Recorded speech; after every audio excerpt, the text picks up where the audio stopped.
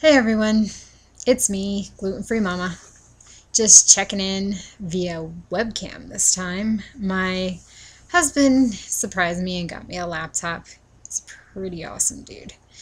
And I figured rather than typing up this long blog, I would just do a video blog this time. So we're trying it out. We'll see how it goes.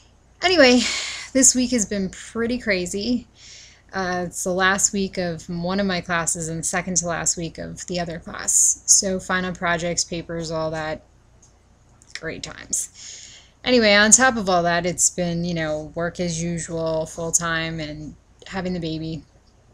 And I kind of like to think that I'm Superwoman sometimes, and I can do all of this without, laundry piling up and dishes piling up, and yeah, it's not gonna happen. Never does. So then I got to thinking,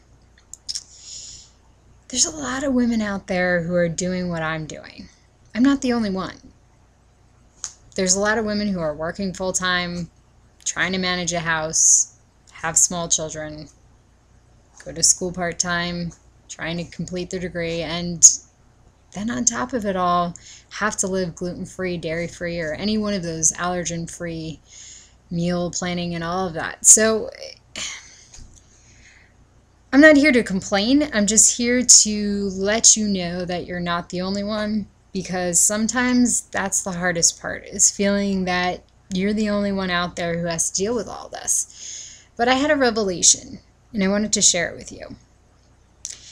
Basically, this revelation happened between last night's dinner when I tried to make lentil soup, and halfway through making the lentil soup realized that I had used split peas for my lentil soup recipe.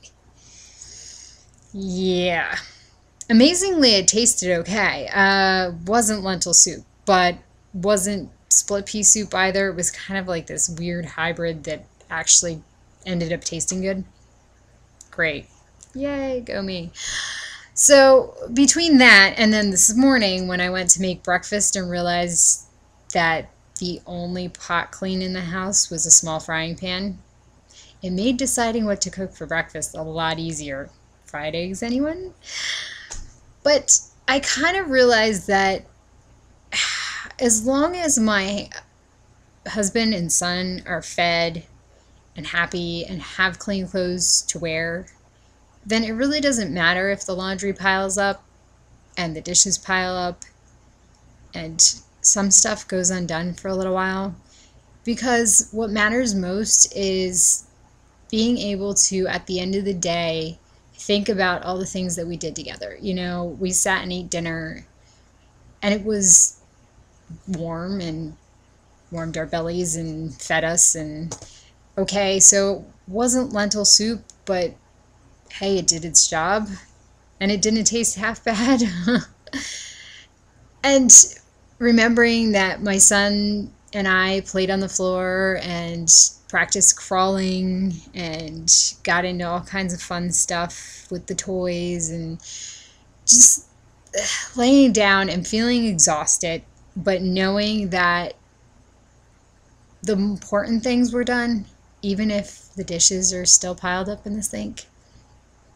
And so that's all I wanted to remind you of. Even if you are working full time and have small children and trying to go to school at the same time and trying to be Superwoman, you don't have to be.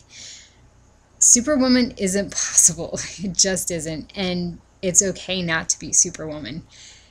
Just make sure that at the end of the day, you can be satisfied with the fact that your husband and your child or children are taken care of. Maybe it's not Martha Stewart in your house, and maybe you're not Julia Childs when it comes to cooking, but hey, as long as they're happy and as long as you, at the end of the day, can put your feet up and get a good night's sleep, then that's all that really matters. So chin up. You can do it.